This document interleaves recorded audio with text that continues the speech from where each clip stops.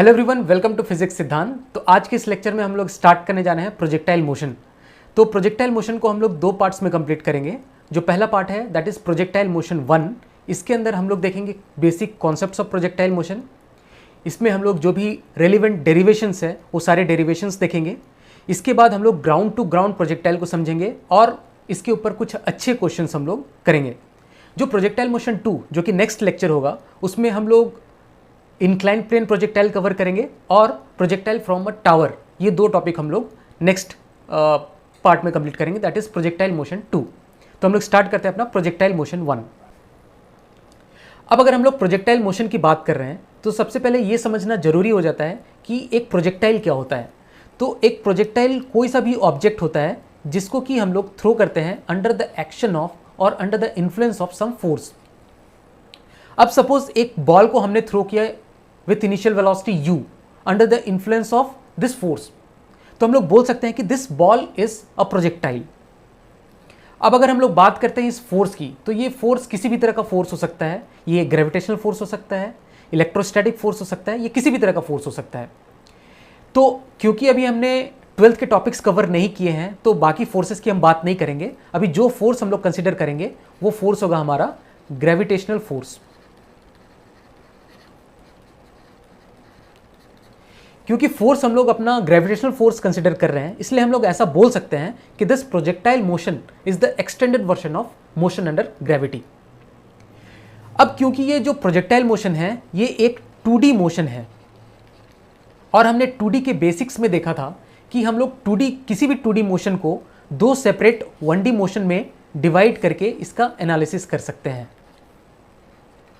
और ये दोनों जो 1D मोशन हम लोग एनालिसिस कर रहे हैं ये दो सेपरेट परपेंडिकुलर डायरेक्शंस में हम लोगों ने इसको सेग्रीगेट करके इसका स्टडी किया है। तो सपोज एक 1D हम लोग एक डायरेक्शन हम लोग कंसिडर करते हैं x और दूसरा डायरेक्शन कर सकते हैं हम लोग y। तो इस तरह से हम लोग 2D के प्रॉब्लम्स को डील कर सकते हैं। अब इस प्रोजेक्टाइल मोशन के स्टडी के लिए हम लोग कुछ एजम्पशंस लेते हैं। तो हमारे पास दो एजम्पशंस हैं। तो पहला एजम्पशन है कि acceleration due to gravity is assume to be constant near earth surface. अगर हम लोग बात करें अर्थ सरफेस की, तो सपोज ये मेरे पास एक अर्थ है और ये अर्थ की सरफेस है। तो सपोज ये अर्थ का सेंटर है। तो अगर हम लोग एक्सेलरेशन ड्यू टू ग्रेविटी की वैल्यू देखें तो जैसे जैसे हम अर्थ के सरफेस से दूर जाते जाएंगे वैसे वैसे जो एक्सेलरेशन ड्यू टू ग्रेविटी है उसकी वैल्यू भी चेंज होती जाती है। उसी तरह से जैसे जैसे हम लोग अर्थ के सेंटर की तरफ जाएंगे तो वैसे वैसे एक्सेलरेशन ड्यू टू ग्रेविटी की वैल्यू चेंज होती है। ये सारी चीज़ें हम लोग ग्रेविटेशन वाले चैप्टर में पढ़ेंगे। बट यहाँ पर हम लोग जो प्रोजेक्टाइल मोशन है, क्योंकि हमारा जो हाइट है वो बहुत ज़्यादा नहीं है, जो प्रोजेक्टाइल मोशन के लिए जो हम लोग हाइट कंसिडर करते हैं वो अर्थ सरफेस से बहुत ज़्यादा रेंज पे नहीं होता है। तो उस पर्टिकुलर रेंज ऑफ हाइट के लिए हम लोग ऐसा कंसिडर करते हैं कि g will be constant. g का जो वैल्यू है वो हमारा ज़्यादा वेरी नहीं करेगा, ऐसा हम लोग एज्यूम करते हैं। तो उस g का वैल्यू हम लोग कंसिडर करते हैं 9.8 metre per second square near earth surface. क्योंकि जो प्रोजेक्टाइल मोशन हो रही है तो वो लगभग अर्थ सरफेस के बहुत ज़्यादा दूर तक हम लोग नहीं कंसिडर करते हैं। तो इस पर्टिकुलर रेंज ऑफ वैल्यू के लिए जिसमें हम लोग अपना एनालिसिस कर रहे हैं, प्रोजेक्टाइल का एनालिसिस कर रहे हैं, उसके लिए हम लोग कंसिडर करते हैं कि g की वैल्यू कांस्टेंट होगी। तो g का वैल्यू हम लोग कंसिडर करते हैं 9.8 मीटर पर सेकेंड स्क्वायर। और इसको कैलकुलेशन के लिए कभी कभी हम लोग 10 मीटर पर सेकेंड स्क्वायर को भी कंसिडर करते हैं। तो ये तो हो गई एक्सेलरेशन ड्यू टू ग्रेविटी की बात। अब जो दूसरा एजम्पशन है हमारे पास that is air drag force is neglected. तो सपोज हमने कोई एक प्रोजेक्टाइल फेंका, सपोज ये किसी वेलोसिटी v से जा रही है, तो इसके आसपास का जो एयर है इसमें एक पीछे की तरफ फोर्स लगाएगा। पीछे की तरफ ये एयर ड्रैग फोर्स है। ये फोर्स जो है that is air drag force. और ये एयर ड्रैग फोर्स को हम लोग नेग्लेक्ट करते हैं हमारे एजम्पशंस में। क्यों? क्योंकि इसकी वैल्यू बहुत ही कम होती है। इस एयर ड्रैग फोर्स की वैल्यू कम होती है, इसलिए हम लोग इसको नेग्लेक्ट करते हैं अपने प्रोजेक्टाइल मोशन की स्टडी के लिए। अब अगर हम लोग प्रोजेक्टाइल मोशन की बात कर रहे हैं तो प्रोजेक्टाइल मोशन में हमने अभी एजम्पशन लिया कि acceleration due to gravity is assume to be constant. तो जो हमारा एक्सेलरेशन है उसको हम लोग एक कांस्टेंट एक्सेलरेशन की तरह ट्रीट कर रहे हैं। तो अगर हम लोग बात करें इन जनरल कि अगर कोई भी ऑब्जेक्ट अगर मूव कर रहा है under the influence of constant acceleration तो वो किस तरह के पाथ में जा सकता है। तो कोई भी ऑब्जेक्ट है अगर वो एक कांस्टेंट एक्सेलरेशन के इन्फ्लुएंस में अगर वो मोशन कर रहा है तो उसका सिर्फ दो ही पाथ पॉसिबल है। जो पहला पाथ है दैट इज स्ट्रेट लाइन, या तो उसका पाथ स्ट्रेट लाइन होगा या तो उसका पाथ पैराबोला होगा। अब हम लोग ये देखते हैं कि एक कांस्टेंट एक्सेलरेशन में ऑब्जेक्ट का पाथ स्ट्रेट लाइन कब होगा और पैराबोला कब होगा। तो ये जो भी चर्चा हो रही है that is under the influence of constant acceleration. अगर कांस्टेंट एक्सेलरेशन है तो पार्टिकल या तो स्ट्रेट लाइन में ट्रेवल करेगा या तो पैराबोला में जाएगा। तो अगर मैं बात करूं, अगर किसी भी पार्टिकल की initial velocity is 0 and acceleration is constant, तो वो एक स्ट्रेट लाइन में ही ट्रेवल करेगा, ये फिक्स है। दूसरा, अगर पार्टिकल की जो वेलोसिटी है वो पैरेलल है एक्सेलरेशन के, if velocity is parallel to acceleration, if initial velocity is parallel to acceleration, तो भी वो एक स्ट्रेट लाइन में ही ट्रेवल करेगा। इसका एग्जांपल हम लोग देखते हैं। सपोज एक टावर है इस तरह से, कुछ हाइट का टावर है यहाँ पर, और यहाँ पे हमने एक बॉल है, इस बॉल को नीचे की तरफ फेंका यू से, और एक्सेलरेशन ड्यू टू ग्रेविटी भी नीचे की तरफ है। तो हम लोग देख सकते हैं यू वेक्टर और acceleration vector that is G both are parallel. तो इस केस में इसका जो मोशन होगा वो एक स्ट्रेट लाइन में होगा, और ये हम लोग देखते भी हैं कि वो स्ट्रेट लाइन में ही ट्रेवल करता है। तो ये जो केस है u is parallel to a, तो वो एक स्ट्रेट लाइन मोशन का केस है। अगर हम लोग तीसरा केस देखते हैं स्ट्रेट लाइन के लिए, तो स्ट्रेट लाइन के लिए तीसरा केस हो जाता है अगर u vector is anti parallel to a, anti parallel to a। इसी केस में अगर देखते हैं, अगर इसी ऑब्जेक्ट को हमने नीचे की तरफ ना फेंक के अगर ऊपर की तरफ इनिशियल वेलोसिटी दी होती under the influence of this constant acceleration which is anti parallel to u, g is anti parallel to u क्योंकि दोनों की डायरेक्शन ऑपोजिट है, तो भी इसका जो मोशन होता वो एक स्ट्रेट लाइन में होता। ये कुछ ऊपर जाता फिर ये वापस नीचे की तरफ यहाँ पे जाता, तो एक स्ट्रेट लाइन में ही इसका मोशन होता। तो कांस्टेंट एक्सेलरेशन में हमने देखा कि दो तरह का पाथ हो सकता है ऑब्जेक्ट का, पहला स्ट्रेट लाइन, दूसरा पैराबोला। तो स्ट्रेट लाइन के लिए कंडीशन सिर्फ ये 3 कंडीशन है। अगर इनिशियल वेलोसिटी 0 है तो पार्टिकल स्ट्रेट लाइन में जाएगा, या फिर initial velocity is parallel to a या एंटी पैरेलल टू a। ये तीनों कंडीशन अगर रहे तो वो स्ट्रेट लाइन में जाएगा। बाकी कोई सा भी कंडीशन रहा, एनी अदर कंडीशन, तो उसका जो पाथ होगा वो पैराबोलिक पाथ ही होगा। एग्जाम्पल, अगर मैं इस टावर से, h हाइट के टावर से अगर इस ऑब्जेक्ट को इस डायरेक्शन में फेंक देता हूँ, क्योंकि एक्सेलरेशन ड्यू टू ग्रेविटी नीचे है, तो u और g ना तो पैरेलल है ना तो एंटी पैरेलल है, ना इनिशियल वेलोसिटी 0 है, दैट मीन्स इसका जो पाथ होगा वो एक पैराबोलिक पाथ होगा, वो कुछ इस तरह से। तो इसी कॉन्सेप्ट के ऊपर जेईई में एक सवाल भी पूछा गया था कि मेरे पास सपोज दिया हुआ है velocity is this, acceleration is this, तो what is the path of particle. तो हम लोग देख सकते हैं कि एक्सेलरेशन इज कांस्टेंट, एक्सेलरेशन हमारे पास कांस्टेंट है। अगर एक्सेलरेशन कांस्टेंट है तो पाथ या तो स्ट्रेट लाइन होगा या फिर पैराबोलिक पाथ होगा। तो हमारे पास सिर्फ 2 ही ऑप्शन है, स्ट्रेट लाइन या फिर पैराबोलिक। अब इन दोनों में से हम लोग सेलेक्ट कैसे करेंगे, तो हमारे पास 3 कंडीशन थी कि अगर इनिशियल वेलोसिटी 0 है तो स्ट्रेट लाइन होगा, तो इनिशियल वेलोसिटी तो 0 नहीं है, मतलब ये कंडीशन फेल है। और जो initial velocity is parallel to a vector, नहीं, ये दोनों पैरेलल नहीं है। और initial velocity is neither anti parallel to a vector, that means हमारे पास एक ही ऑप्शन बच गया कि द पाथ इज पैराबोलिक, क्योंकि a vector is neither parallel to u vector not anti parallel. अगर पैरेलल या एंटी पैरेलल होता तो a vector should be equal to k times of some u vector, that means k times of i cap plus j cap होता। a vector अगर parallel होता u vector के, तो अगर पैरेलल होता तो k पॉजिटिव होता तो a वेक्टर पैरेलल होता u वेक्टर के, और k अगर नेगेटिव होता तो a वेक्टर होता है एंटी पैरेलल u वेक्टर के। तो इस तरह से हम लोग देख सकते हैं कि a vector neither parallel nor anti parallel, neither u equals to 0। तो तीनों केस हमारे पास नहीं आ रहा है, दैट मीन्स इसका जो पाथ होगा that will be a parabolic path. अब हमें ये समझ में आ गया कि सपोज कोई ऑब्जेक्ट है, उसको हमने इनिशियल वेलोसिटी u से फेंक दिया और एक्सेलरेशन हमारे पास सपोज a वेक्टर है, तो इसका जो पाथ है इस ऑब्जेक्ट का वो पैराबोलिक पाथ होगा। बट ये पैराबोलिक पाथ किस तरह से होगा, क्या ये इस तरह से होगा, क्या ये इस तरह से होगा, क्या ये इस तरह से होगा, किस तरह का पैराबोलिक पाथ होगा। तो एक चीज़ हमारे पास कॉन्सेप्ट हमें जानना चाहिए कि जो भी हमारे पास वेलोसिटी है, velocity vector always try to achieve the direction of acceleration vector. ठीक है, यहाँ मैं एक्सेलरेशन, कांस्टेंट एक्सेलरेशन की बात कर रहा हूँ। तो वेलोसिटी वेक्टर एक्सेलरेशन वेक्टर के डायरेक्शन को अचीव करना चाहेगी, तो वो ग्रेजुअली एक्सेलरेशन वेक्टर को कैसे अचीव करेगी देखते हैं पैराबोलिक पाथ के थ्रू। तो वो इस तरह से जाएगी, इस तरह से घूमती घूमती ग्रेजुअली एक्सेलरेशन वेक्टर के डायरेक्शन को उसने अचीव कर लिया। एक्सेलरेशन वेक्टर का डायरेक्शन किधर है, ए वेक्टर इस डायरेक्शन में, इसीलिए यहाँ जो वेलोसिटी वेक्टर है वो इस डायरेक्शन में जाएगी। तो उसका पाथ कुछ इस तरह का पैराबोलिक पाथ होगा।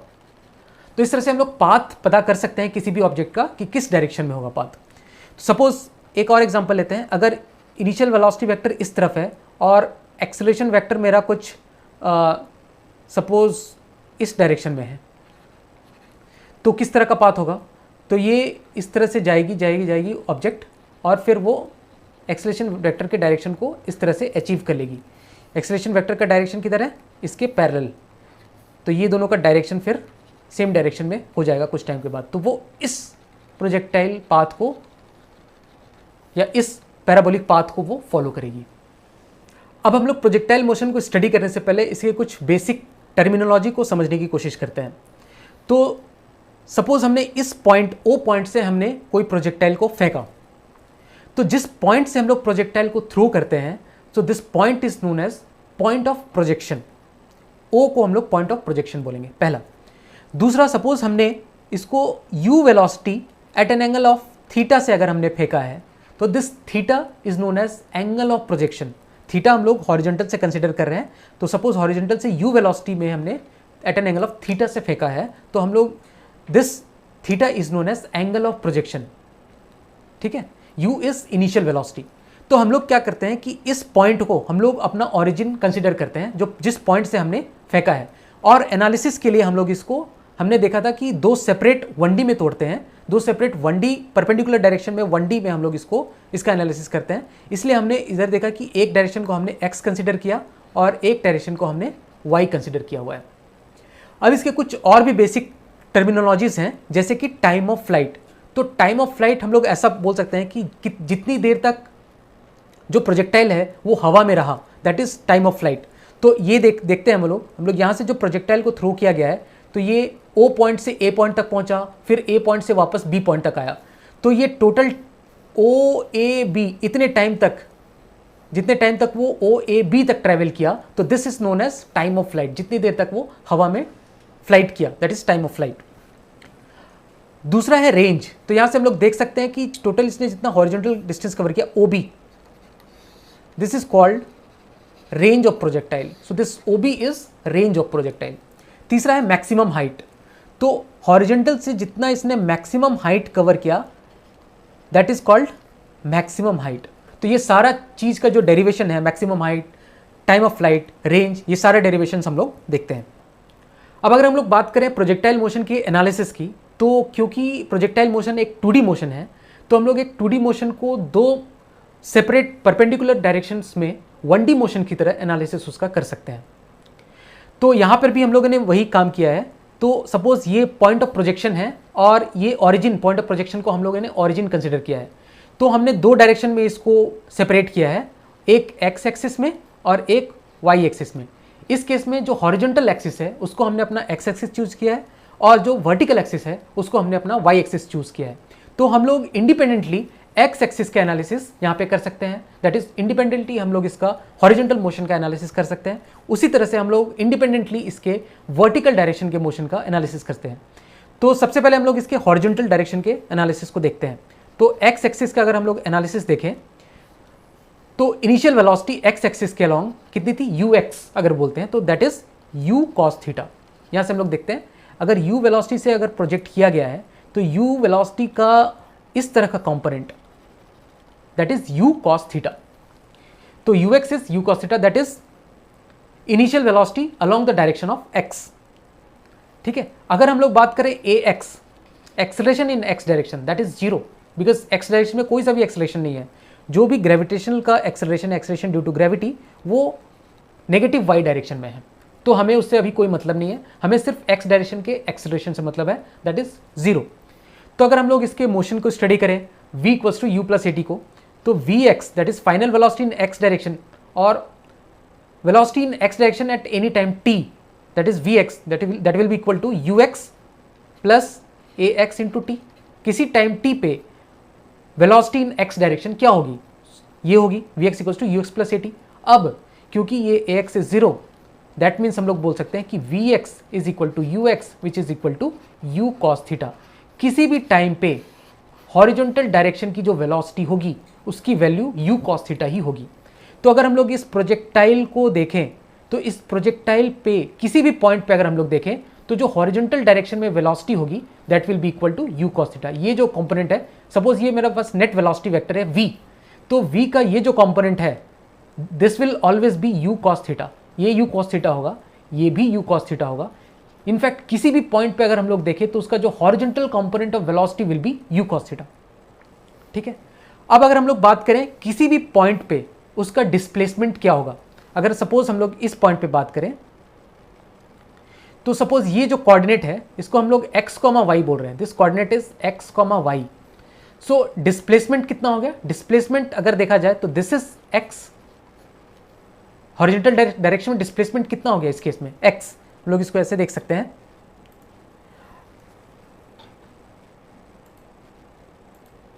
अगर हम लोग ये इस पॉइंट को मैंने x, y से रिप्रेजेंट किया है तो x डायरेक्शन में डिस्प्लेसमेंट कितना है x और y डायरेक्शन में कितना है y। तो हम लोग अभी सिर्फ x की चर्चा करेंगे, x। तो किसी भी टाइम t पे x क्या होगा, x इज डिस्प्लेसमेंट किसी भी टाइम t पे, that will be equal to s equals to ut plus half at square से ut plus half into A X into T square. X direction में हम लोग यहाँ पे एनालिसिस कर रहे हैं, क्योंकि ए एक्स इज 0 तो ये टर्म 0 हो जाएगा। तो किसी भी टाइम पे जो डिस्प्लेसमेंट इन x डायरेक्शन होगा that will be equal to U X into T. तो ये जो x है हम लोग बोल सकते हैं this x is you X into T, that is you cos theta into T. तो किसी भी टाइम पे अगर मैं बोलूं कि डिस्प्लेसमेंट इन x डायरेक्शन क्या है तो that will be equal to U cos theta into T.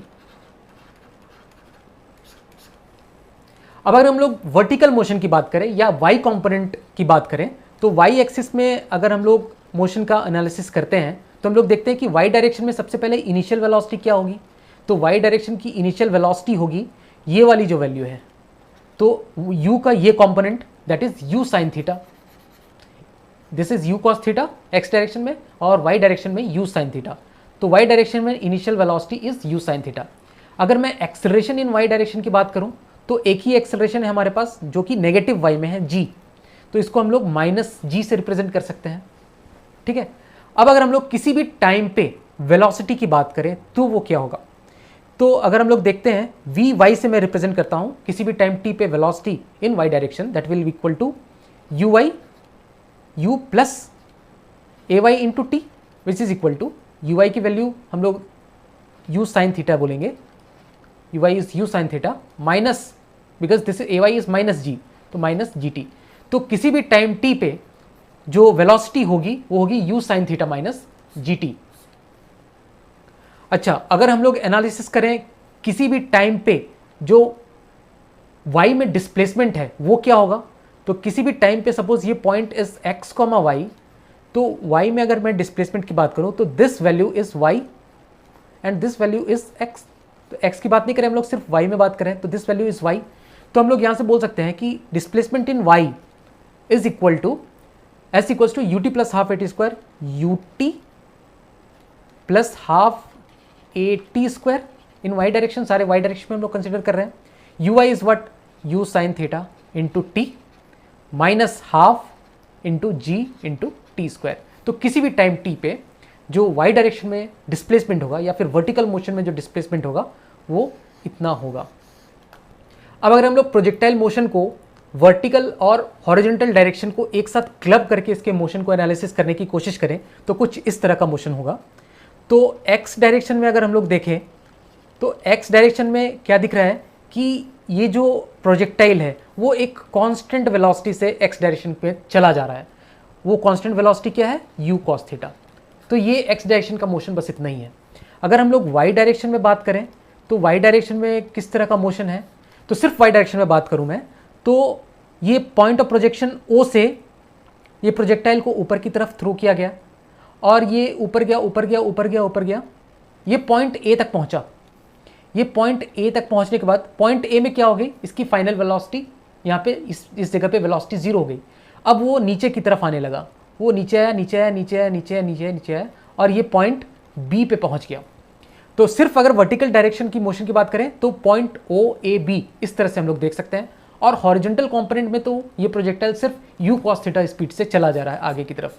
तो ये एक्स डायरेक्शन में इसका मोशन इस तरह से हो रहा है, एक कांस्टेंट वेलोसिटी से एक ऑब्जेक्ट चला जा रहा है आगे की तरफ, और वाई डायरेक्शन में इसका मोशन क्या हो रहा है कि एक ऑब्जेक्ट को ऊपर फेंका गया, वो ऊपर गया और फिर नीचे आ गया, और इसको फेंकने की वेलोसिटी कितनी थी, you sine theta. U sine theta से एक ऑब्जेक्ट को ऊपर फेंका गया और वो फिर वापस इस पोजीशन पे आ गया। और जो भी इसका जो हॉरिजॉन्टल डायरेक्शन में जो हमें दिख रहा है, जो भी हॉरिजॉन्टल डायरेक्शन में आगे की तरफ बढ़ रहा है, उसको बढ़ाने के लिए जिम्मेदार जो है that is you cos theta, और बाकी ऊपर नीचे के लिए ये इस तरह का मोशन हो रहा है ओ ए बी में। तो इस तरह से हम लोग प्रोजेक्टाइल मोशन को हॉरिजॉन्टल और वर्टिकल को एक साथ क्लब करके इसको हम लोग कुछ इस तरह से सोच सकते हैं। अब अगर हम लोग टाइम ऑफ फ्लाइट की बात करें तो टाइम ऑफ फ्लाइट हमने देखा था कि कितनी देर तक प्रोजेक्टाइल हवा में रहती है। तो कितनी देर तक हवा में रहती है, इसके लिए जो रिस्पॉन्सिबल है वो है इसका वाई कॉम्पोनेंट। तो वाई एक्सिस में इसका अगर हम लोग एनालिसिस करें कि कितने देर तक बॉल हवा में रहती है, तो बॉल हवा में कितने देर तक रहती है, बॉल 0 से O तक गई, ए तक गई, O से ए तक गई, ए से बी तक गई, तो इस पूरे टाइम तक बॉल हवा में थी। तो इसका जैसे हमने एनालिसिस किया था वाई डायरेक्शन में, कि इसको हम लोग कुछ ऐसा समझ सकते हैं वाई डायरेक्शन के एनालिसिस के लिए कि हमने बॉल को या फिर प्रोजेक्टाइल को यू साइन थीटा से फेंका पॉइंट ओ से, ये ऊपर गई ऊपर गई ऊपर गई, पॉइंट ए तक पहुंची, और पॉइंट ए तक पहुंचने के बाद ये वापस पॉइंट बी तक नीचे इस तरह से पहुंच गई। तो इस तरह से हम लोग इसको वाई डायरेक्शन को स्टडी कर सकते हैं। अब इसमें टाइम ऑफ फ्लाइट कितना हो गया, तो जितनी टाइम ऑफ फ्लाइट के लिए हम लोग देख सकते हैं कि हम लोग बोल सकते हैं कि यहाँ से इसका जो वर्टिकल डायरेक्शन में डिस्प्लेसमेंट इज 0। जैसे ये पॉइंट ओ से निकल के पॉइंट बी में पहुंचा, तो पॉइंट ओ पे इसका वाई एक्सिस का वैल्यू कितना है, इसका वाई का वैल्यू कितना है, दैट इज 0। पॉइंट बी पे वाई का वैल्यू कितना है, 0। तो वाई में नेट डिस्प्लेसमेंट कितना हो गया, वाई में नेट डिस्प्लेसमेंट इज 0। तो हम लोग बोल सकते हैं कि Y is equal to 0, Y का नेट डिस्प्लेसमेंट इज 0। एंड या फिर इसको हम लोग बोल सकते हैं S of Y, displacement in Y direction is 0। और डिस्प्लेसमेंट इन वाई डायरेक्शन को हम लोग कैसे लिख सकते हैं, U of Y into T minus half G T square, और यू ऑफ वाई क्या है, U sine theta, U sine theta into T minus half G T square, और ये हो गया एस वाई। अगर मैं बोलूँ कि अगर डिस्प्लेसमेंट 0 तो जो टाइम है that will be equal to time of flight, क्योंकि यहाँ पर इस पॉइंट पे टाइम ऑफ फ्लाइट हम लोग अगर निकाल रहे हैं तो इस टाइम के लिए ये डिस्प्लेसमेंट इज 0.0 से O से B तक में ये जो डिस्प्लेसमेंट है that will be equal to 0। तो डिस्प्लेसमेंट को हमने 0 पुट किया तो जो T है that will be equal to time of flight. तो U sine theta into T minus half into G into T square. तो यहाँ से हम लोग देख सकते हैं, यहाँ से हमारे पास आ गया, यहाँ से T से T कैंसिल होगा, तो U sine theta equals to G T by 2, और यहाँ से T मेरे पास आ गया 2U साइन थीटा बाई जी। तो ये जो टाइम है, this time is called as time of flight. तो यहाँ से मैं बोल सकता हूँ T equals to 2U sine theta by G, this is called time of flight. अब हमारे पास जो टाइम ऑफ फ्लाइट आ गया that is 2U sine theta by G, ये हमने डिराइव कर लिया। तो टाइम ऑफ फ्लाइट अगर हमारे पास आ चुका है तो हमें रेंज निकालना बहुत ही आसान हो गया। क्यों? क्योंकि जितने देर तक प्रोजेक्टाइल ने फ्लाइट किया उतने देर तक वो प्रोजेक्टाइल एक्स डायरेक्शन में कितना मूव कर गया दैट इज कॉल्ड रेंज। जितने देर तक वो 0 A B तक आया उतने देर में एक्स डायरेक्शन में जो प्रोजेक्टाइल मूव कर गया दैट इज कॉल्ड रेंज। और वो कितना मूव कर गया, you cos theta into time of flight, इतना ही तो मूव किया वो। इतने टाइम में जितना टाइम में इसका जो फ्लाइट हुआ, टाइम ऑफ फ्लाइट, जितनी देर में ये बॉल या फिर प्रोजेक्टाइल ऊपर जाके नीचे तक आई 0 A B, तो उतने ये जो टाइम लगा उसको, उतने देर में ये जो प्रोजेक्टाइल है वो एक्स डायरेक्शन में कितना आगे बढ़ गया, दैट इज कॉल्ड रेंज ना। तो रेंज कितना हो गया मेरे पास, u cos theta into time of flight. ठीक है, तो ये हो जाएगा u cos theta into time of flight is 2U sine theta by जी। तो यहां से मेरे पास आ गया u square, u into U square, 2 sine theta into cos theta, 2 sine theta into cos theta is sine of 2 theta. ये हम लोग, अगर आपने अभी तक पढ़ा नहीं है तो ये ट्रिगोनोमेट्री में पढ़ाया जाएगा क्लास 11th में। 2 sin theta into cos theta is sine 2 theta divided by G, this is known as range. तो यहाँ से हम लोग रेंज का हमारे पास डेरिवेशन हमने कर लिया, that is range is equal to you square sine 2 theta by जी। तो रेंज हमारे पास आ गया u square sine 2 theta by g. अब इसके बारे में बहुत सारी इंटरेस्टिंग चीज़ें हैं। अगर हम लोग बोले कि रेंज मैक्सिमम कब होगा, रेंज मैक्सिमम तब होगा जब sine 2 theta is equal to 1, sine 2 theta 1 हो जाए तो रेंज कितना हो जाएगा उस केस में, u square equals to g. ये maximum range is u square by g. कब, जब sine 2 theta is 1। Range maximum होने का क्या मतलब है कि अगर हम लोग किसी ऑब्जेक्ट को थ्रो करते हैं तो वो कौन से थीटा वैल्यू के लिए, किस एंगल से हम लोग प्रोजेक्ट करें कि वो सबसे दूर जाए, दैट ये मतलब हुआ हम लोग का रेंज मैक्सिमम होने का मतलब। तो sine 2 theta is 1, that means 2 theta is 90 degree, that means theta is equal to 45 degree. तो अगर हम लोग 45 डिग्री पे किसी भी प्रोजेक्टाइल को फेंकते हैं तो वो सबसे ज़्यादा हॉरिजॉन्टल डायरेक्शन में डिस्टेंस कवर करेगा। तो थीटा इक्वल्स टू 45 डिग्री होता है कंडीशन फॉर मैक्सिमम रेंज। अब हमारे पास में r इक्वल्स टू है u square sine 2 theta by g. एक और इंटरेस्टिंग बात, हम लोगों को ये पता है कि sine of 90 plus theta is equal to sine of 90 minus theta.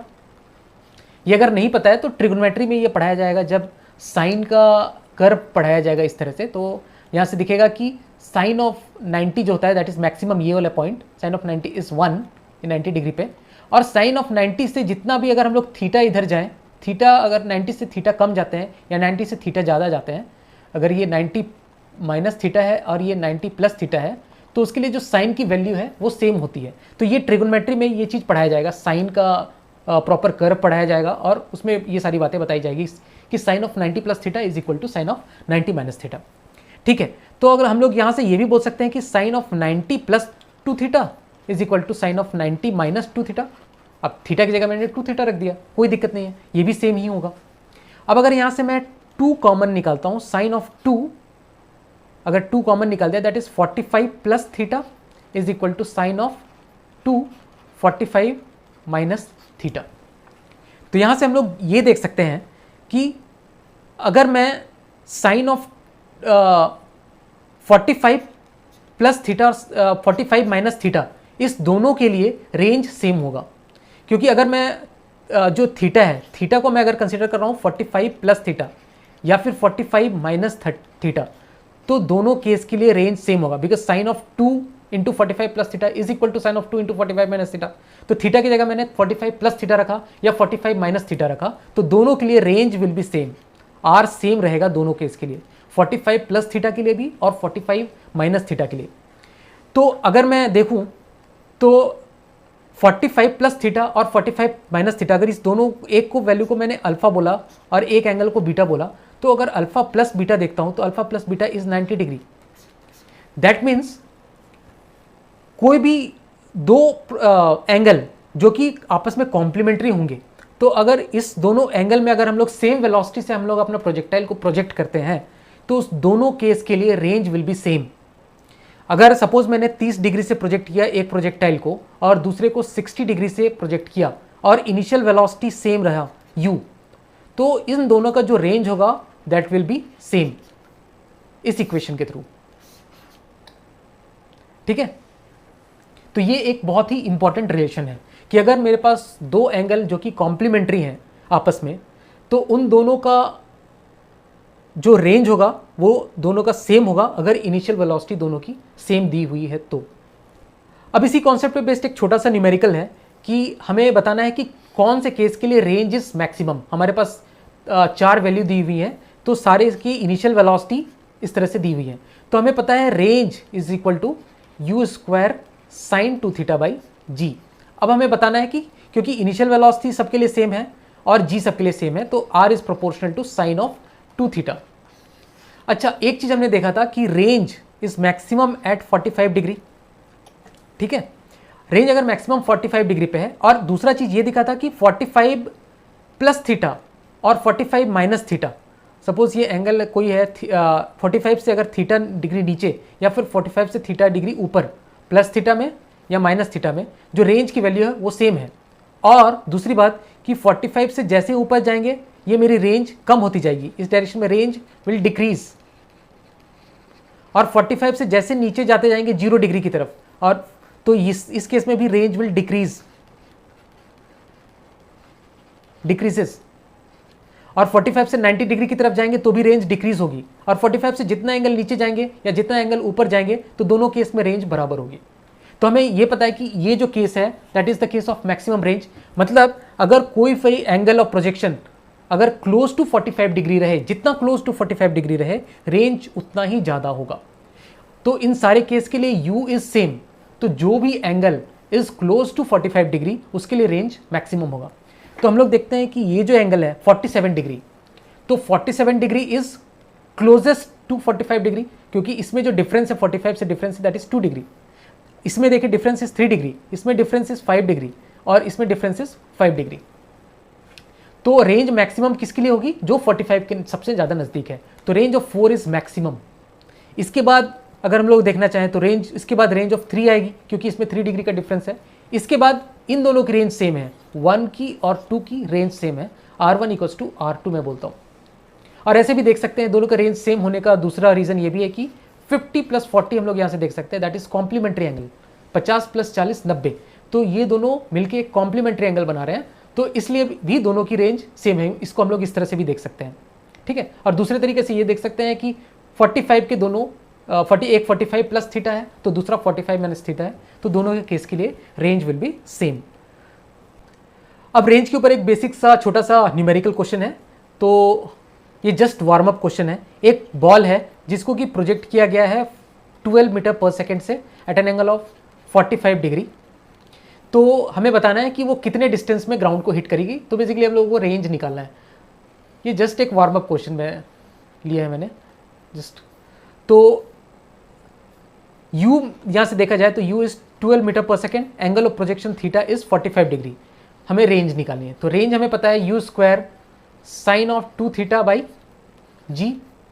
u is initial velocity of projection that is 12 square into sine 2 theta 45 degree के लिए, तो sine 2 theta is 1 divided by 10। तो 12 square is 144 divided by 10 is 14.4, तो 14.4 metre है इसकी range. तो ये 14.4 metre में ग्राउंड को हिट करेगी। अब अगर हम लोग बात करें मैक्सिमम हाइट की, तो मैक्सिमम हाइट हम लोग कैसे निकाल सकते हैं? तो इसको हम लोग वाई डायरेक्शन में एनालिसिस करके मैक्सिमम हाइट निकाल सकते हैं किसी भी प्रोजेक्टाइल की। तो यहाँ से हम लोग देख सकते हैं कि इस पॉइंट पे ये जो हाइट है ये हमें एच मैक्स मिल रही है। तो ये एच मैक्स हमें निकालनी है कि ये ग्राउंड से कितने मैक्सिमम हाइट तक प्रोजेक्टाइल हमारी गई। तो वाई डायरेक्शन में अगर हम लोग एनालिसिस करते हैं तो हम लोग वाई डायरेक्शन को एज 1D कैसे ट्रीट करेंगे?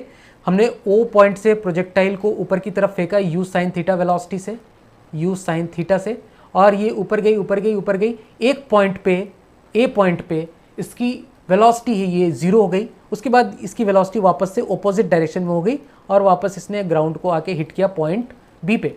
तो इस तरह से हम लोग इसका ग्राउंड वन डायमेंशन में इसका एनालिसिस इस तरह से कर सकते हैं।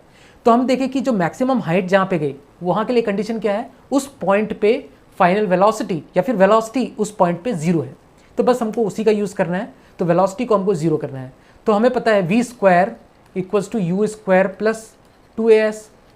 ये हम लोग y डायरेक्शन में एनालिसिस करें तो सब में y लगा देंगे इधर से। तो फाइनल वेलोसिटी हमें पता है ये कितनी हो जाएगी? ये 0 हो जाएगी मैक्सिमम हाइट के केस में, एच मैक्स के केस में। अब इनिशियल वेलोसिटी की बात करें तो ये तो u साइन थीटा है ऊपर के डायरेक्शन में, तो पॉजिटिव है, तो u square sine square theta हो गया, माइनस क्योंकि ay is negative so minus 2g into S के जगह पे H max. Displacement is H max from earth surface, या फिर H max displacement in Y direction.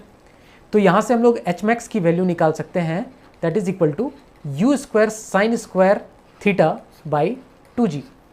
तो ये बहुत ही आसान तरीके से ये इक्वेशन डिराइव हो जाता है एच मैक्स के लिए। अब जो नेक्स्ट टॉपिक है हमारा that is equation of path of projectile. ये क्या है? इसको हम लोग इक्वेशन ऑफ ट्रेजेक्टरी भी बोलते हैं। ये क्या देता है? जो ये प्रोजेक्टाइल ने जो ये पाथ फॉलो किया, ये जो पैराबोलिक पाथ फॉलो किया, इस पाथ का इक्वेशन। तो इस पाथ का इक्वेशन हमें किस फॉर्मेट में चाहिए, एक्स और वाई, क्योंकि ये जो पॉइंट है इसको हम लोग ओरिजिन कंसिडर कर रहे हैं। तो किसी भी पॉइंट पे, सपोज इस पॉइंट पे हमने एक्स कॉमा वाई एज्यूम किया, तो एक्स और वाई में क्या रिलेशन है, किसी भी पॉइंट पे एक्स और वाई में क्या रिलेशन है वो हमें पता चलता है इक्वेशन ऑफ ट्रेजेक्ट्री से या फिर equation of path of projectile से। तो ये हम लोग देखते हैं कि किस तरह से निकाल सकते हैं। तो हमें करना कुछ नहीं है, हमें एक्स क्या है, एक्स और वाई क्या, displacement in x direction, displacement in Y direction. तो इस डिस्प्लेसमेंट इन एक्स डायरेक्शन हमारे पास कुछ टी में रिलेशन आएगा, डिस्प्लेसमेंट इन वाई डायरेक्शन कुछ टी में रिलेशन आएगा टाइम के साथ। तो हमें बस टी एलिमिनेट करना है और एक्स और वाई में हमें रिलेशन निकालना है। तो हम लोग कुछ इस तरह से कर सकते हैं। तो अगर हम लोग एक्स डायरेक्शन में एनालिसिस करेंगे तो एक्स डायरेक्शन में डिस्प्लेसमेंट इज एक्स, किसी भी पॉइंट पे, सपोज ये पॉइंट पी है, किसी भी पॉइंट पी पे एनालिसिस कर रहे हैं, तो वाई डायरेक्शन में जो डिस्प्लेसमेंट है दैट इज वाई। अगर मैं एक्स डायरेक्शन की डिस्प्लेसमेंट की बात करता हूं, एक्स डिस्प्लेसमेंट क्या होगा, किसी भी टाइम टी के लिए एक्स का displacement will be U cos theta. ये क्या है, यू कॉस थीटा क्या है, initial horizontal component of velocity into time. किसी भी टी टाइम के लिए इसका जो डिस्प्लेसमेंट होगा वो you cos theta into T होगा, ये हमने देखा भी था। ये पहला इक्वेशन। तो यहाँ से दूसरा इक्वेशन मेरे पास y में अगर हम लोग निकालना चाहें, y क्या हो जाएगा, y क्या है, displacement in y direction, s equals to u t plus half A T square से u sine theta into t, vertical direction में initial velocity u sine theta into T minus half into G T square, किसी भी time T पे y direction में जो displacement है वो ये हो जाएगा। अच्छा, फर्स्ट इक्वेशन से अगर हम लोग टाइम निकालना चाहें तो टाइम को मैं लिख सकता हूँ x upon U cos theta, ठीक है। अभी इस टाइम को हम लोग सेकेंड इक्वेशन में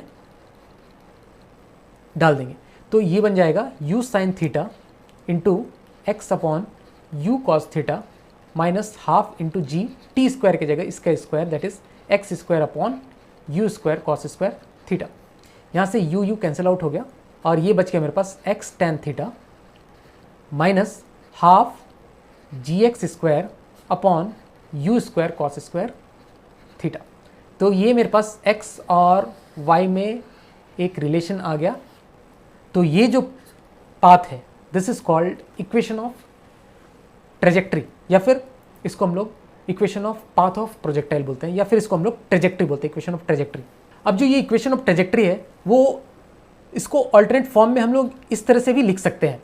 तो ये जो फॉर्मेट है ये बहुत जगह पे चीज़ें आसान कर देती हैं। ऐसे जो हमने अभी जो इक्वेशन डिराइव किया that is y equals to x tan theta minus half into G x square upon you square cos square theta, तो ये भी, इससे भी सारी जगह पे काम चल जाएगा, बट बहुत बार ये फॉर्मेट में चीज़ें आसान हो जाती है। तो इसको हम लोग देखते हैं कि इससे हम लोग ये कैसे निकाल सकते हैं। तो ये बहुत ही सिंपल है, y इक्वल्स टू अगर हम लोग एक्स टेन थीटा अगर कॉमन निकाल दें तो ये बन जाएगा one minus half into G x square upon you square cos square theta divided by one upon X tan theta, simple.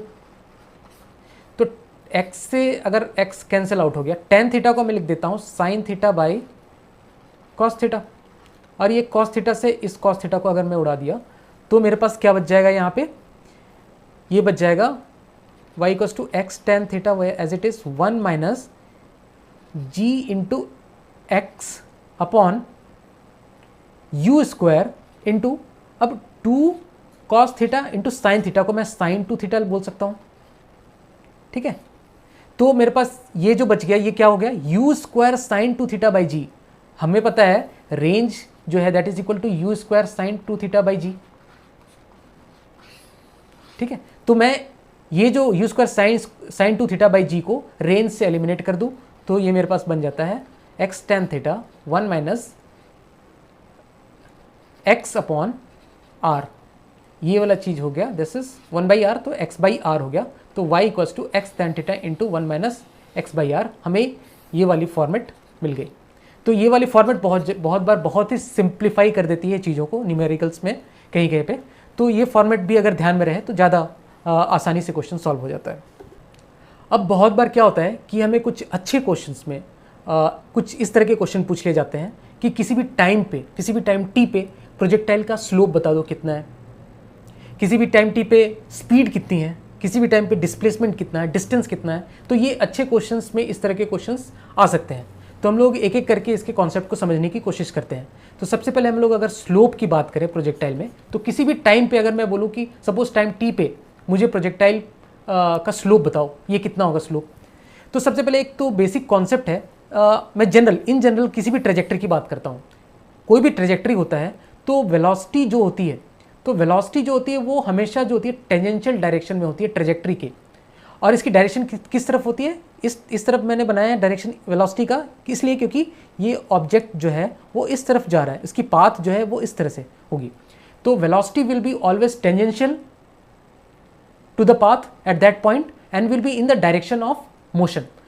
इस ऑब्जेक्ट का सपोज मोशन का डायरेक्शन इस तरफ है, तो velocity will be tangential at this point and towards the direction of motion.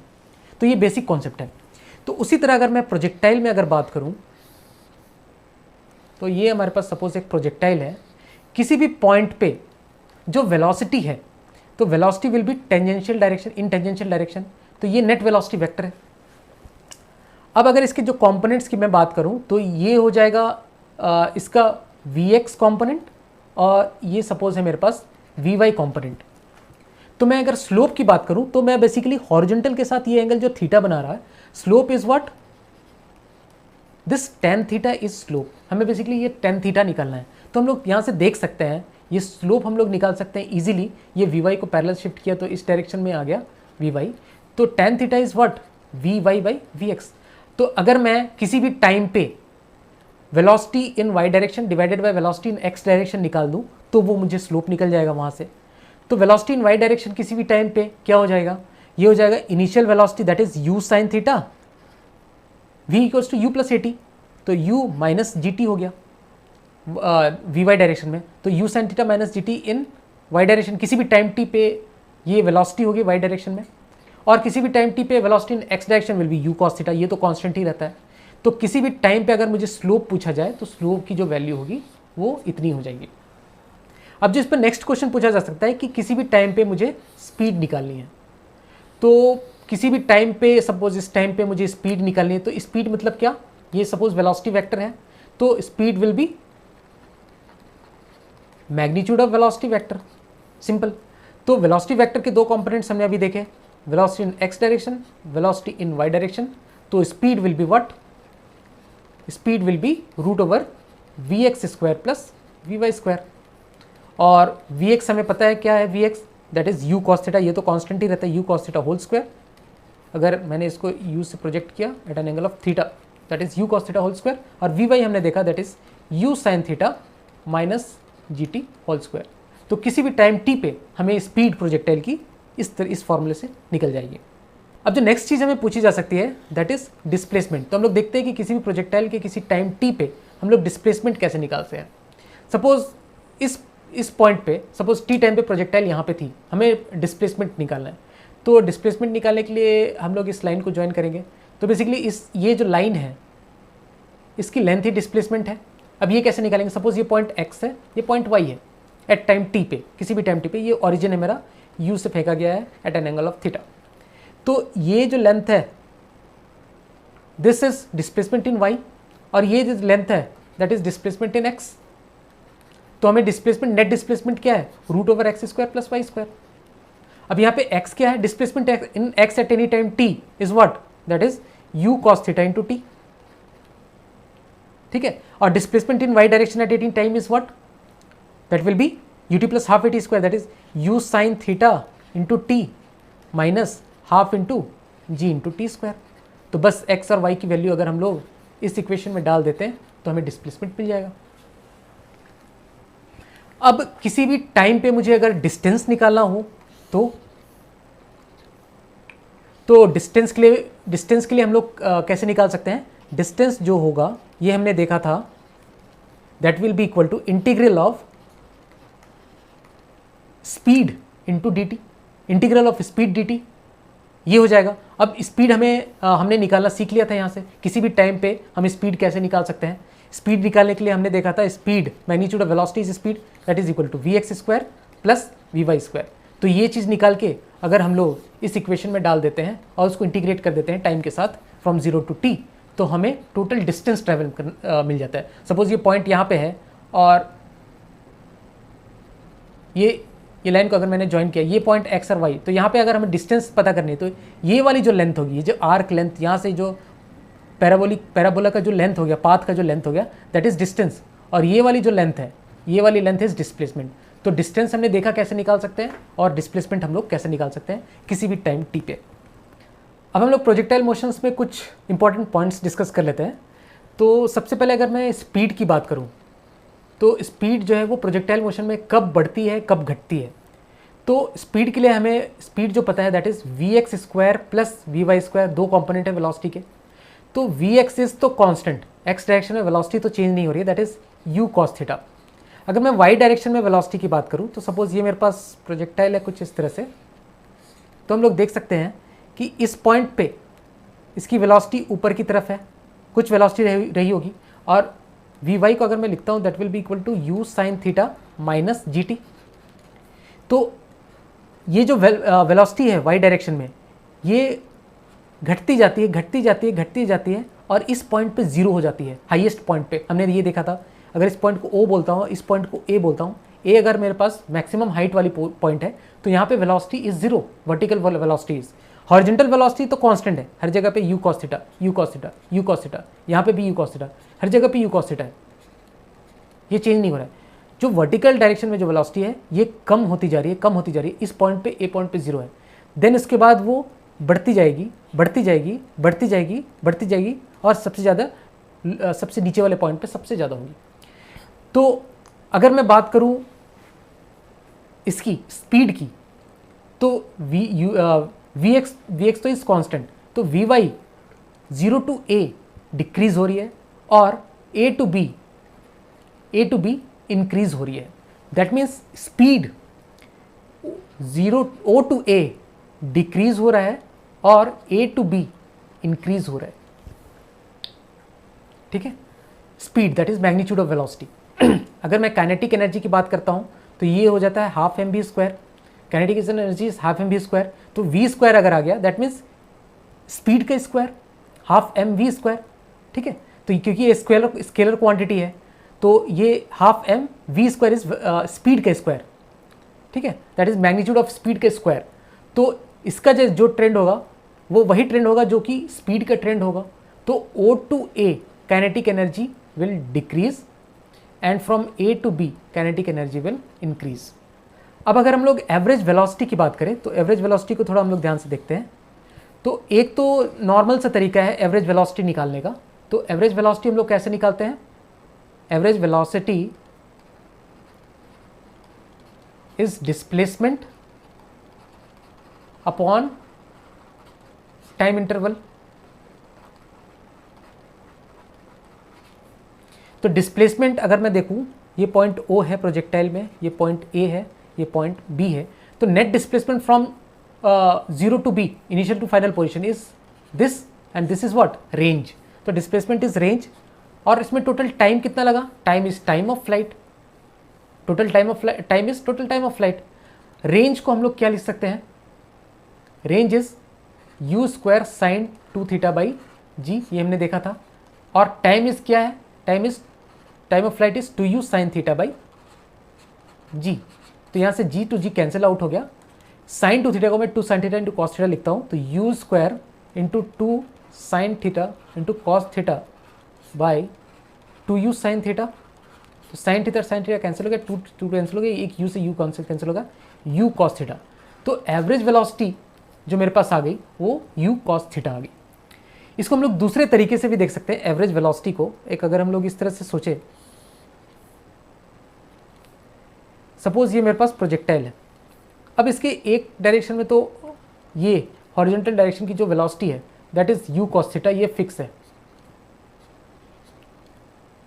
ठीक है, अगर मैं वर्टिकल वेलोसिटी की बात करूं, तो वर्टिकल वेलोसिटी किसी भी, अगर मैं एक स्ट्रेट लाइन में बात करता हूं इस पॉइंट पे, तो अगर ये दोनों सेम हाइट को रिप्रेजेंट कर रहे हैं, ये दोनों पॉइंट सेम हाइट को रिप्रेजेंट कर रहे हैं, दैट मीन्स अगर इसमें इसकी वेलोसिटी ऊपर की तरफ होगी कुछ, तो इसकी जो वेलोसिटी होगी वो नीचे की तरफ होगी उतनी ही। उसी तरह से इस पॉइंट पे अगर हम लोग सेम हाइट पे बात करें, तो इस पॉइंट पे अगर इसकी वर्टिकल वेलोसिटी होगी कुछ, तो उतनी ही इसकी डाउनवर्ड डायरेक्शन में वर्टिकल वेलोसिटी होगी। तो ये जो इस पॉइंट पे मैक्सिमम हाइट पे तो वर्टिकल वेलोसिटी 0। तो अगर हम लोग सबका एवरेज करें तो ये वर्टिकल वेलोसिटी जो कंपोनेंट्स हैं वो एक दूसरे को कैंसिल आउट कर देंगे। ये सेम हाइट पे जो वर्टिकल वेलोसिटी है वो यहाँ से यहाँ तक, O से A तक पॉजिटिव डायरेक्शन में है और A to B negative direction में है। तो वर्टिकल कंपोनेंट ऑफ वेलोसिटीज जो हैं वो एक दूसरे को कैंसिल आउट कर देंगे अगर हम एवरेज वेलोसिटी निकाल रहे हैं तो, क्योंकि सबका सम निकालना है बेसिकली हमें। तो ये तो कैंसिल आउट हो गया, तो हमारे पास क्या बचा, सिर्फ हॉरिजॉन्टल कंपोनेंट में वेलोसिटी बचा, that is u cos theta. तो इसको हम लोग इस तरह से भी समझ सकते हैं कि average velocity will B u cos theta.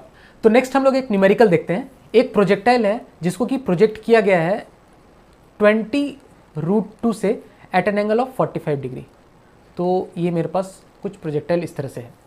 Find the time when velocity makes an angle of 82 degree with the initial velocity vector. तो इनिशियल वेलोसिटी वेक्टर से 82 डिग्री बनाना है। दैट मीन्स अगर ये प्रोजेक्टाइल को मैं कुछ इस तरह से एज्यूम करता हूँ कि ये कुछ ऐसा प्रोजेक्टाइल है, तो किसी भी टाइम t पे सपोज वेलोसिटी सपोज कुछ इस डायरेक्शन में रही होगी, तो ये जो वेलोसिटी वेक्टर है ये सपोज हॉरिजॉन्टल के साथ एंगल बना रही है थीटा। तो अगर मैं बोलूँ कि ये जो वेलोसिटी वेक्टर को मैं अगर यहाँ शिफ्ट करके लेके आऊँ, अगर ये वेलोसिटी वेक्टर v है और ये एंगल थीटा बने, तो थीटा कितना हो जाना चाहिए, this theta should be equal to, ये एंगल बोल रहा है कि दोनों के बीच का angle is 82 degree, that means 45 plus theta should be equal to 82 degree, that means theta should be equal to 37 degree. तो ये जो थीटा है that should be equal to 37 degree. तो हमें बेसिकली ये टाइम निकालना है जब ये theta is equal to 37 degree. एक कॉन्सेप्ट हमें पता है कि प्रोजेक्टाइल में horizontal direction of velocity change नहीं होती। तो अगर मैं हॉरिजॉन्टल डायरेक्शन, हॉरिजॉन्टल कंपोनेंट 20√2 का, तो 20√2 का x direction that is ux की अगर मैं बात कर रहा हूँ तो ux will be what, 20√2 cos theta, 20√2 cos 45 degree, 20√2 cos 45 degree is 1/√2। मतलब हॉरिजॉन्टल डायरेक्शन में ये वेलोसिटी चेंज नहीं होगी, that is 20 metre per second. इस पॉइंट पे भी जो हॉरिजॉन्टल डायरेक्शन में जो वेलोसिटी होगी vx that will be 20 metre per second. तो मैं बोल सकता हूँ, क्योंकि ये जो है net velocity vector is v, तो मैं बोल सकता हूँ कि v का cos theta component will be equal to vx।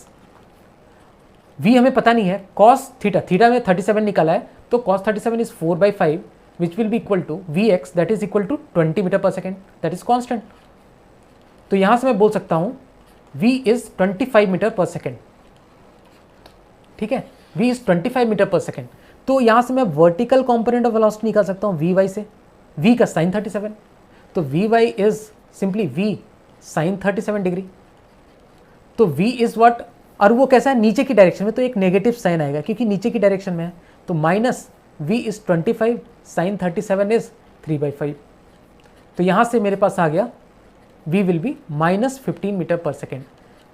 ठीक है, तो हमें ये टाइम निकालना है जब ये vertical component of velocity will be -15 metre per second.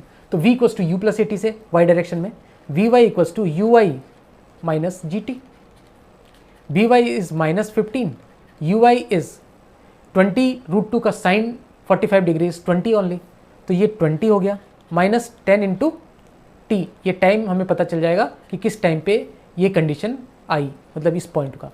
तो इस पॉइंट यहाँ से मैं देख सकता हूँ कि t जो है 10t will be equal to -35, तो -20 will be minus cancel, so t will be equal to 3.5 second. तो t इक्वल्स टू 3.5 सेकेंड में ये जो वेलोसिटी वेक्टर है वो इनिशियल वेलोसिटी वेक्टर के साथ 82 डिग्री बना लेगा। तो इस तरह से हम लोग इस क्वेश्चन को सॉल्व कर सकते हैं। अब जो नेक्स्ट क्वेश्चन में पूछा गया है कि एक आदमी जो है वो एक प्रोजेक्टाइल को मैक्सिमम हाइट h तक थ्रो कर सकता है, तो हमें बताना है कि वो उसको हॉरिजॉन्टल डायरेक्शन में कितनी दूर तक थ्रो कर सकता है। तो अगर हम लोग देखें एच मैक्स की डेफिनेशन अगर हम लोग देखें तो एच मैक्स को हमने डिराइव किया था, ये कितना हो जाता है, H max will be u square sine square theta by 2g। ठीक है, और वहीं पे अगर मैं r की बात करूं, r रेंज, तो रेंज कितना हो जाएगा, रेंज मैक्सिमम कितना हो जाता है, u square sine 2 theta by g। तो एच मैक्स के लिए अगर मुझे देखना है तो that means theta should be equal to 90 degree. H max कितना कब होगा, जब थीटा 90 डिग्री हो जाए, तो एच मैक्स कितना हो जाएगा, u स्क्वायर बाई 2g। तो एच मैक्स मेरे पास दिया हुआ है एच, ठीक है, एच दिया हुआ है that is equal to you square by two g. इसको मैक्सिमाइज करने के लिए sine theta will be 1, sine theta will be 1 1 theta equal to 0। मतलब अगर मुझे मैक्सिमम वर्टिकल डायरेक्शन में पार्टिकल को थ्रो करना है या फिर प्रोजेक्टाइल को थ्रो करना है मैक्सिमम हाइट के लिए, तो मुझे उसको थीटा इक्वल्स टू 90 मतलब सीधा वर्टिकल डायरेक्शन की तरफ फेंकना पड़ेगा। तो वर्टिकल डायरेक्शन के लिए क्या हो जाएगा, theta condition theta will be equal to 90 degree. तो वहाँ से कंडीशन मेरे पास आ गया h equals to you square by g. अब अगर मैं आर मैक्स की बात करूँ तो आर मैक्स कब होगा, जब थीटा 45 डिग्री होगा, और उस केस में sine two theta will be equal to 1। ये आर की डेफिनेशन है। आर मैक्स विल बी, यहाँ से मैं देख सकता हूँ, that will be u square by जी। तो आर मैक्स मेरे पास यहाँ से यू स्क्वायर बाई जी आ गया, और एच जो है that is equal to you square by two g. तो मैं आर मैक्स को अगर बोलूँ तो you square by g is what, two h यहाँ से, तो यू स्क्वायर बाई जी को मैं 2h बोल सकता हूँ। तो आर मैक्स मेरे पास आ गया 2h। मतलब अगर किसी को मैं मैक्सिमम हाइट h ऊपर की तरफ ऊपर तक फेंक सकता हूँ, तो मैं उसी पार्टिकल को हॉरिजॉन्टल डायरेक्शन में या फिर जो उसकी रेंज में उसको दे सकता हूँ मैक्सिमम, वो 2h, मतलब h अगर ऊपर तो हॉरिजॉन्टल डायरेक्शन में उसको मैं 2h तक फेंक सकता हूँ। अगर मैं किसी पार्टिकल को h ऊपर तक फेंक सकता हूँ तो उसी पार्टिकल को मैं 2h आगे की तरफ 2h डिस्टेंस तक फेंक सकता हूँ। अब हमारे पास नेक्स्ट क्वेश्चन है, दो प्रोजेक्टाइल हमें दिया हुआ है, प्रोजेक्टाइल 1 और प्रोजेक्टाइल 2। पहले को फेंका गया है u वेलोसिटी से at an angle of theta, दूसरे को u वेलोसिटी से at an angle of 90 minus theta. हमें ये बताना है कि इन दोनों प्रोजेक्टाइल में से किसकी टाइम ऑफ फ्लाइट ज़्यादा है। तो अगर हम लोग देखें u at an angle of theta और दूसरे को फेंका गया है u at an angle of 90 minus theta, तो हम लोग यहाँ से साफ देख सकते हैं क्योंकि थीटा प्लस 90 माइनस थीटा, तो ये जो दोनों एंगल है ये कॉम्प्लीमेंट्री एंगल है और इनिशियल वेलोसिटी दोनों की सेम है, मतलब दोनों का रेंज सेम है और वो दिया हुआ भी है। तो ये दोनों का रेंज इज सेम, ठीक है। अब अगर हम लोग बात करें मैक्सिमम हाइट की, तो हम लोग देख सकते हैं कि जो एच मैक्स फॉर 2 है that is greater than H max for 1, ठीक है। और एच मैक्स किस पे डिपेंड करती है, H max depends on initial vertical component of initial velocity. Vertical component of initial velocity पे एच मैक्स डिपेंड करती है यू साइन थीटा पे, ठीक है। तो मतलब बोल सकता हूं कि u sine theta for 2 is greater than u sine theta for 1। अगर मैं एच मैक्स की डेफिनेशन देखता हूं, एच मैक्स का फॉर्मूला अगर देखता हूं तो ये हो जाता है क्या, u sine theta whole square by 2g। तो 2 और g तो कांस्टेंट है, मतलब H max is proportional to initial vertical component of velocity का स्क्वायर, मतलब जिसका initial vertical component of velocity ज़्यादा है उसका एच मैक्स ज़्यादा है, मतलब प्रोजेक्टाइल 2 का initial vertical component of velocity ज़्यादा है, इसलिए इसका एच मैक्स ज़्यादा है। और अगर हम लोग टाइम ऑफ फ्लाइट की बात करते हैं तो time of flight is what, 2u sine theta by g. यहाँ पर भी 2 और g is constant, time of flight is directly proportional to u sine theta, मतलब time of flight is directly proportional to initial vertical component of velocity. तो H max अगर ज़्यादा मतलब उसका initial vertical component of velocity ज़्यादा, मतलब उसकी time of flight ज़्यादा। तो इसलिए हम बोल सकते हैं कि time of flight of 2 is greater than time of flight of 1। अब हमारे पास दो प्रोजेक्टाइल है, सपोज ये प्रोजेक्टाइल 1 है और ये प्रोजेक्टाइल 2 है। प्रोजेक्टाइल 1 को u1 स्पीड से फेंका गया है, प्रोजेक्टाइल 2 को u2 स्पीड से फेंका गया है। तो हमें बताना है कि विच इज़ ग्रेटर, u1 और u2।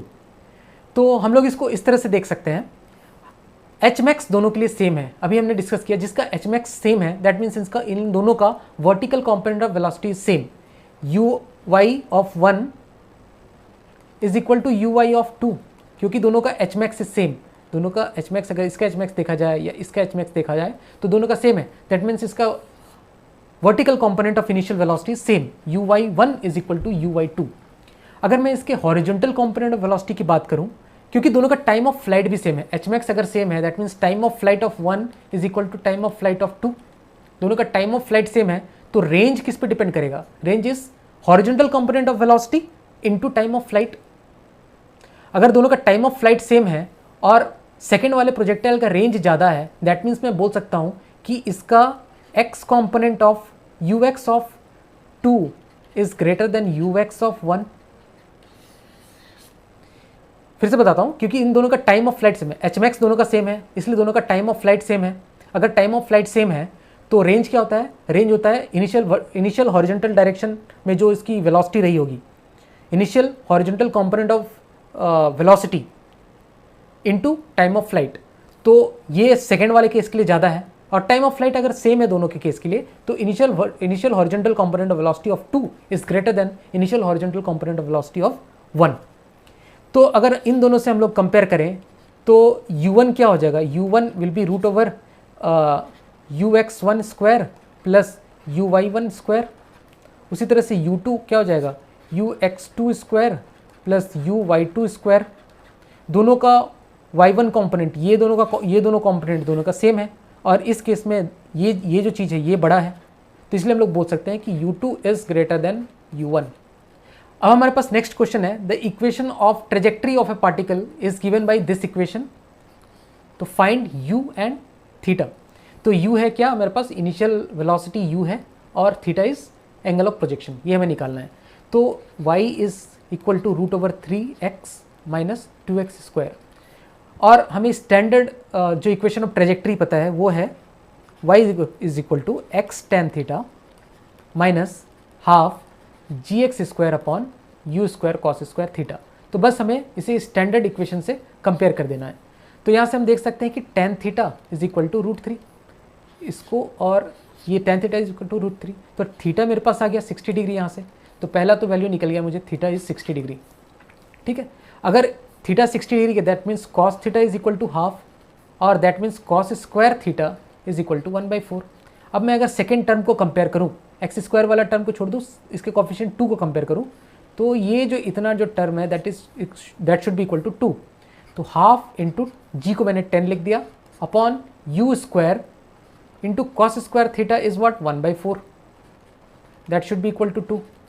तो यहाँ से हम लोग देख सकते हैं ये 2 5 10 हो गया, और ये 4 ऊपर जाएगा, तो 2 से इस 4 को कैंसिल कर सकते हैं, तो you square is equal to 10। तो यहाँ से u मेरे पास आ गया रूट 10।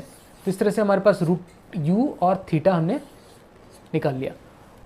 अब हमारे पास नेक्स्ट क्वेश्चन है, दो प्रोजेक्टाइल है, पहले को हमने u at an angle of theta से फेंका, दूसरे को u at an angle of 90 minus theta से फेंका। तो ये प्रोजेक्टाइल 1 और ये प्रोजेक्टाइल 2। तो हमें फाइंड आउट करना है h1 h2 और r के बीच का रिलेशन। ये h1 निकालना है, ये h2 और रेंज के बीच का रिलेशन। तो हम लोग देख सकते हैं रेंज तो दोनों के केस के लिए सेम ही है। तो अगर रेंज की मैं बात करूं तो range will be equal to what, range is equal to you square sine 2 theta by जी। तो ये तो रेंज हो गया। अब अगर हम लोग h1 निकालना चाहें तो h1 इज व्हाट, h की जो फॉर्मूला हमने देखा था, h के लिए हमने देखा था ये क्या हो जाएगा, U square sine square theta by 2g, ये हो गया h1। अगर मैं h2 की बात करूं तो साइन थीटा के जगह पे वो 90 माइनस थीटा आ गया, तो sine of 90 minus theta is cos theta, और उसका square that is cos square theta. तो ये हो जाएगा U square cos square theta by 2g। अब अगर हम लोग को एक बार देखते हैं तो ऐसा लगता है कि इन दोनों इक्वेशन को जोड़ देते हैं और उसका रिलेशन देखते हैं कि r के साथ क्या आ रहा है। लेकिन अगर इस दोनों को जोड़ दिए तो sign square theta plus cos square theta वाला टर्म तो 1 हो जाएगा, बट ये साइन 2 थीटा का टर्म फिर सेपरेट नहीं हो पाएगा। तो इसलिए हम लोग एक काम करते हैं, h1 और h2 को अगर हम लोग मल्टीप्लाई कर देते हैं, तो h1 और h2 को अगर हम लोग मल्टीप्लाई कर देते हैं तो हमारे पास बच जाता है ये यू स्क्वायर बाई 2g का whole square into sine square theta into cos square theta. ठीक है, अब हम लोग काम करते हैं कि ऊपर नीचे 4 से मल्टीप्लाई कर देते हैं। ऊपर 4 से मल्टीप्लाई किया और नीचे 4 से मल्टीप्लाई किया, तो अभी भी मेरे पास बचा यू स्क्वायर बाई ये 4 इसके साथ यू स्क्वायर बाई 2g का होल स्क्वायर, ये ऐसे ही रहने देते हैं, और ये 4 को इसके अंदर ले लेते हैं। तो 4 sign square theta cos square theta को मैं लिख सकता हूँ साइन 2 थीटा का होल स्क्वायर डिवाइडेड बाई 4। तो यहाँ से हम लोग देखते हैं कि ये जो टर्म है, अगर मैं इस 2 को इसके बाहर निकालता हूँ तो 2 स्क्वायर बाहर निकलेगा और ये 4 इधर मल्टीप्लाई हो जाएगा, तो ये टर्म 16 आ जाएगा। तो ये जो टर्म है u square by g sine theta, इसको मैं ऐसे लिखता हूँ u square sine 2 theta by g का whole square into 1/16, that is equal to h1 h2 is equal to this square into 1/16। तो ये वाला जो टर्म है that is range square into 16। तो यहाँ से हमारे पास जो इक्वेशन आ गई that is H1H2 16 into H1H2 that is equal to range square. तो इस तरह से हम लोग इसके बीच का रिलेशन निकाल सकते हैं। तो नेक्स्ट लेक्चर में हम लोग projectile on an incline plane और प्रोजेक्टाइल फ्रॉम अ टावर ये दोनों कंप्लीट करेंगे और उसके ऊपर कुछ अच्छे क्वेश्चंस भी देखेंगे। तो थैंक यू।